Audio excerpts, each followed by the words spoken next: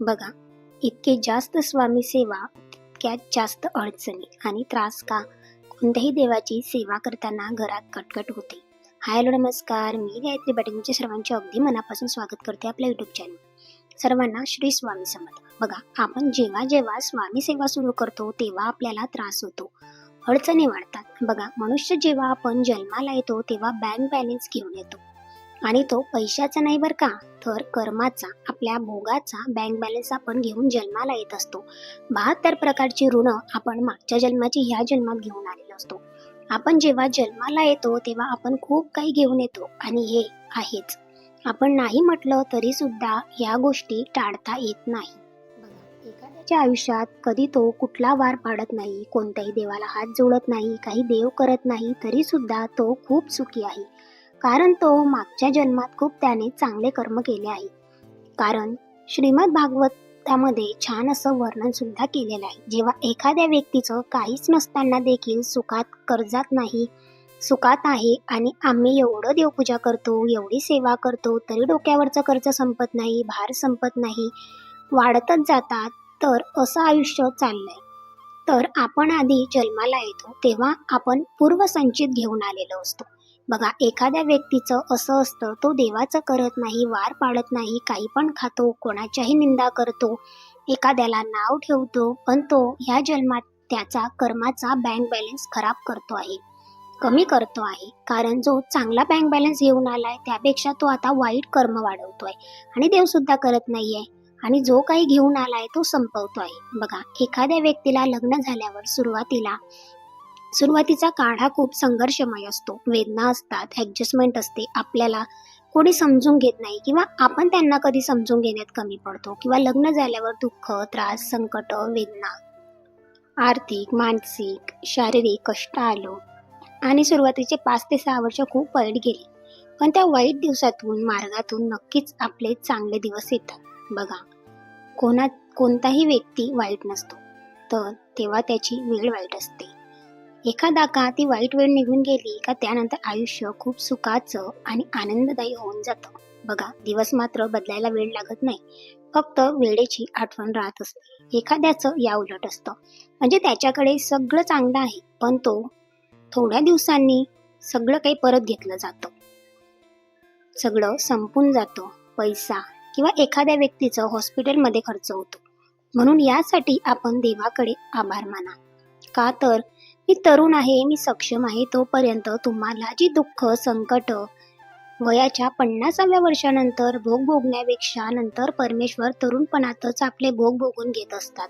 याहून मोठं काय आहे? बघा, महाराजांकडे आल्यावर महाराज तुमच्या शरीराची, तुमच्या मनाची, तुमच्या कर्माची शुद्धीकरण करतात. कारण आपण जेव्हा पारायण करतो, काही लोकांना एका पारायणात अनुभव येतात आणि काही लोकांना 108 पारायण झाले तरी अनुभव येत नाही, कारण ते त्याचे कर्म असतात.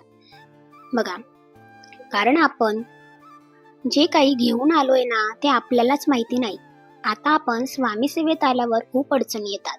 स्वामी सेवा करू वाटत नाही. काही लोक तर संकल्पयुक्त सेवा करतात आणि अर्ध्यातच सोडून देतात. का तर अडचणी निर्माण होतात, गावाला जाणं येतं, लग्नाला जाणं येतं, झोप लागते, इच्छा होत नसते. जेव्हा एखादा आपण संकल्प सेवा करतो तेव्हा आपण त्या सेवेला बांधलेले असतो, म्हणून अर्धवट ही सेवा कधीच सोडायची नसते. स्वामी सेवा करताना सर्वप्रथम देवा माझं चांगलं कर, त्याचबरोबर या विश्वाचं सुद्धा चांगलं कर. बरेच लोक एखाद्याचं वाईट व्हावं म्हणून सेवा करतात, पण ती सेवा योग्य आहे का? आपण आपलेच कर्म खराब करतोय, इतरांविषयी चुकीचं मागतोय. आपण आपले विचार चांगले ठेवून फक्त आणि फक्त आपल्यासाठीच मागितलं पाहिजे आणि इतरांविषयी मागितलं तरी चालेल, पण चांगलं मागावं. एखाद्याचं वाईट बघून किंवा वाईट करून कधीही आपलं चांगलं होणार नाही. कर्म मात्र हे भोगावेच लागतात, कारण हा कर्माचा सिद्धांत आहे.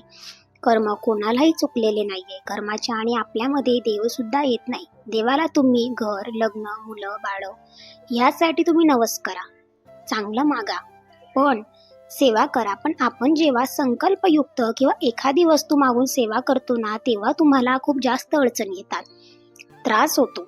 अडचणीत काय तर आपण सेवा करावीशी वाटत नाही. कारण आपण जेव्हा स्वामी सेवा करतो तेव्हा महाराज आपले सर्व शरीर शुद्धीकरण करतात.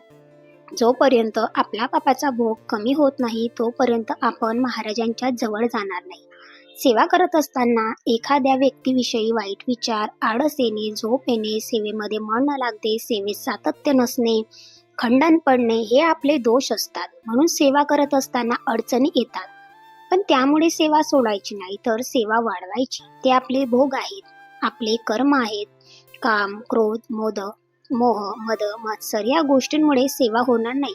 ते आपल्याला सेवा सुद्धा करू देणार नाही.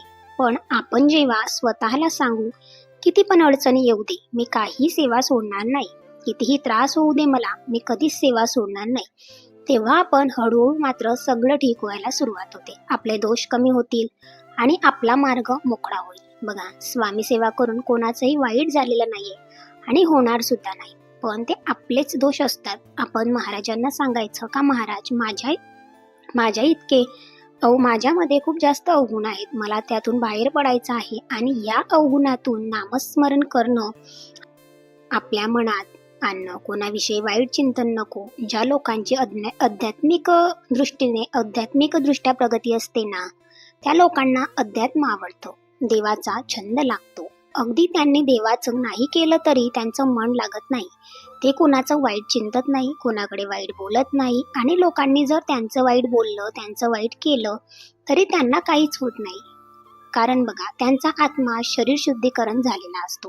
एखाद्याला महाराजांची खूप जास्त गोडी लागते. महाराजांच्या जवळ जाण्यासाठी आपल्याला आपले कर्म आधी धुवावे लागतात, त्या पापाचा भोग धुवावे लागतात. त्यांच्यानंतर आपण महाराजांच्या जवळ जातो आणि एकदा का आपण महाराजांच्या जवळ गेलो का आपल्याला कधीही टेन्शन घ्यायची गरज नाही. त्यांनी जर तुमचं आत्मा, मन, शरीर शुद्ध करून घेतलं आहे तर त्यांनी काहीतरी नियोजन नक्कीच केलं असेल आणि आपण जो विचार करतो त्यापेक्षा महाराजांचं नियोजन हे लाख पटीने चांगलं असतं. तुम्ही जेव्हा महाराजांच्या चरणाजवळ जाता तेव्हा कितीही त्रास, संकट असू द्या तरी सुद्धा आपण आनंदात सेवा करतो. तुम्ही जर चांगल्या भावनेने सेवा केली आहे तर महाराज तुम्हाला कधीही शिक्षा देत नाही, कधीही कमी पडू देत नाही. बघा, परमेश्वर कोणालाही कधीही शिक्षा देत नाही. हो, पण आपलेच विचार असतात. आपलीच वृत्ती वाईट असेल तर आपण एखाद्याला फसवलं असेल, एखाद्याचं देणं बाकी असेल, तुम्हाला एखाद्याचे पैसे घेतले असेल आणि ते देऊच वाटत नसेल तर घेताना मात्र आनंद वाटतो, मजा वाटते. आपण आणि देताना खूप त्रास होतो. असं का? तर ते सुद्धा आपले वाईट कर्म आहेत. कितीही देव करा, पण तुमची वृत्तीच चांगली नाहीये तर तुमचं कसं चांगलं होणार? वृत्ती कधी चांगली होते? जेव्हा आपण नामजप करतो, सेवा करतो, नामस्मरण करतो, विचार चांगला करतो. आपले विचार कधी चांगले होतात? जेव्हा आपण अखंड नामजप करतो, चांगले बोलतो, उठता, बसता, चालता, बोलता, खाता, पिता, आंघोळ करताना या प्रत्येक गोष्टीमध्ये आपण सतत महाराजांचं नाम चिंतन करत असतो. तेव्हा महाराजांच्या नामाची गोडी लागते. जोपर्यंत तुमचा भोग कमी होत नाही तोपर्यंत तुम्हाला गोडी लागत नाही, नाहीतर सेवा सुद्धा करावीशी वाटत नाही.